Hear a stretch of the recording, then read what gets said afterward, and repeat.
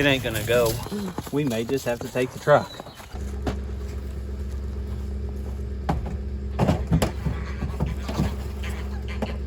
Morning, folks. It is January 9th, and we are gonna head out and tap some maple trees today. As you can see from behind me, we have had quite a significant ice storm, but it's starting to melt away, and we're gonna get out and tap some trees. We've got a good warm spell coming, possibly a little bit this weekend, for sure next weekend, and we should get pretty good sap flow. So we're gonna get out there and get those trees tapped.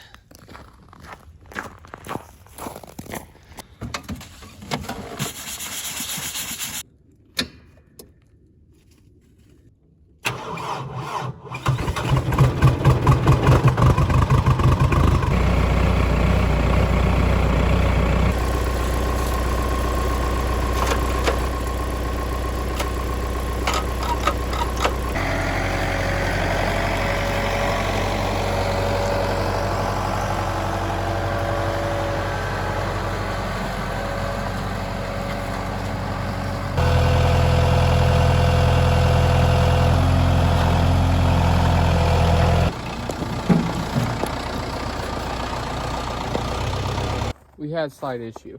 After Dad got the bucket on, we noticed the pink stuff right there is diesel fuel. And there's, what, you're pretty sure it's a fitting? Yeah. Fitting that's loose. We've had this happen once before, but when it happened before, the hood wasn't froze down with freezing rain. So we're gonna have to figure out how to get to that fitting before we can use the tractor. Slightly loud.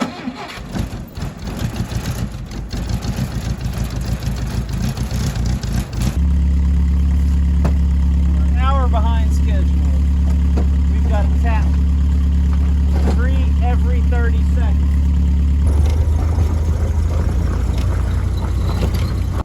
Well, we're having a typical start to our morning. We're about an hour behind schedule because this wouldn't start. Then when we got the tractor started, it had a fuel leak. And then we came back to the Jeep and it started. And we had to get some other things ready, but we're finally ready to go now. So we're gonna start tapping. Typically, what we're gonna do, he's our alcoholic. He's gonna alcohol the lines. That helps the tap go in really easy. He's gonna follow up with putting taps in, and then I'm gonna drill and tap them in.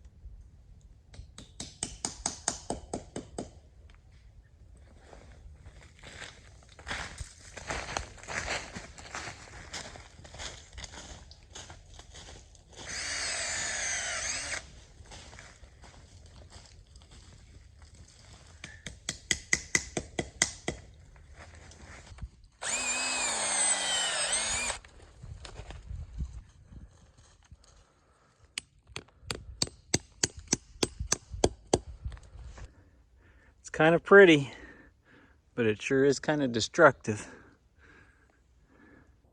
Well, we didn't get quite as many taps out today as I was hoping to, but we did get about 350 out. It got a lot more difficult when we got into some of the woods that we're in right now. Don't know for sure if we're going to tap everything this year or not. A little bit more tree damage in some places, but we got pizza waiting for us at the house, so we're going to call it a day. Plus, we can't see what. Oh, the Jeep didn't start.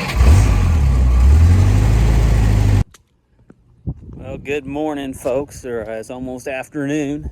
It is a bright, sunny day. The sap's flowing, the snow is melting, and we have a ton of preparation to get the sugar house ready and the processing kitchen by tomorrow, because we are definitely going to be collecting sap this afternoon. and we will be making syrup tomorrow. So anyway, some things we're doing right now. We're running the reverse osmosis through several beginning of the season cycles to get it ready. We do a hot water rinse and then a soap rinse, and then we run a lot of pure water through it just to get the whole system cleaned up and ready to process the sap. We've got that going on. Just cleaning up the sugar kitchen because it's kind of been neglected since about March last year. I'm going to be waiting for my wife to come home and help with cleaning in here, because she can do in about 30 minutes what would take me about 4 or 5 hours to do. Don't know how she does it, but anyway, she's good at things like that. So that's where we're at in here. We've got to get the sugar house ready. Also, mainly just tidying up and doing a test boil in that, make sure no cracks or leaks in the evaporator and all that good stuff. We've been running the RO wash cycle, the soap wash cycle, for almost an hour now. It's got to get up to 113 degrees. Don't want to get any warmer than that or it messes up the reverse osmosis membranes. But the soap that we use, it's an alkaline soap, and we've got to use pH paper. Figure out. There we go. I don't know if I can do this. Yeah, it looks right about 11, and that's where it's supposed to be. So anyway, that looks good. And these soaps, they actually have a buffer in them so the pH doesn't get too basic, or you don't add too much. So if you would add too much soap, it's not going to hurt the machine or the membranes. But when this finishes up here in a few more degrees, we'll run about 125 gallons through it to rinse all the soap out. And then it will be ready to process sap, and I believe we're going to have some sap this evening to process. Well, it's time to venture onto the roof to remove the covering for the smokestack. It's nice having kids to do this because the old man doesn't land so softly anymore. While he's doing that, I'll show everybody. Got a nice fancy new smokestack, or what you'd call it here, that goes from the evaporator up to the actual pipe. Because the old one, well, you could see the flame through it.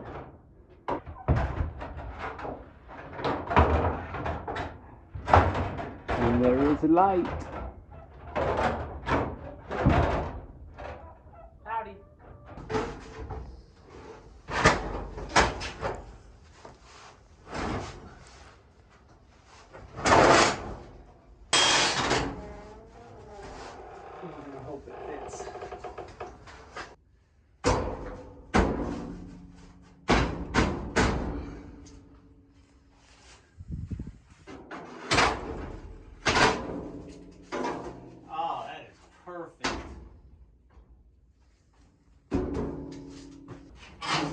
As you can see, the old one needed a little bit of help, being that we could see flame through it. Somebody's waiting patiently for food. Okay, here we are. We're checking this barrel. It's midday. We're gonna see how much flowed, and there is a 2/3 of a barrel about, and it is flowing hard right now. As you can see, all the lines are going good. So, being that this is the first half of the year, what do you got to do, Jed?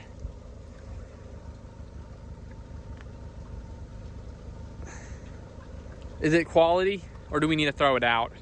It's good. It's good? Yeah. Okay, so we're gonna go check. There's another barrel right over there, and then there's the tote way over there. So we're gonna go get those checked and bring a report back to Dad. Get the bubbles. Oh my. Chugging right in. Okay, here's the other barrel.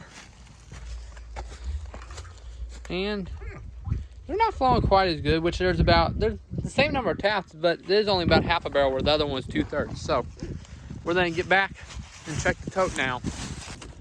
Okay, here you can see just under 2 bars. So about 75 gallons is what's in here. And, I don't know. I don't think I can get an angle where you guys can see the flow. So, it's a steady stream. Cleaning process involves a lot of vinegar.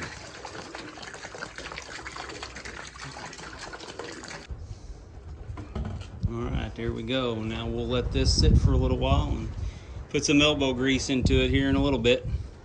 Well, we are headed to a local metal fabricator here. We've got an Emergency, the float box.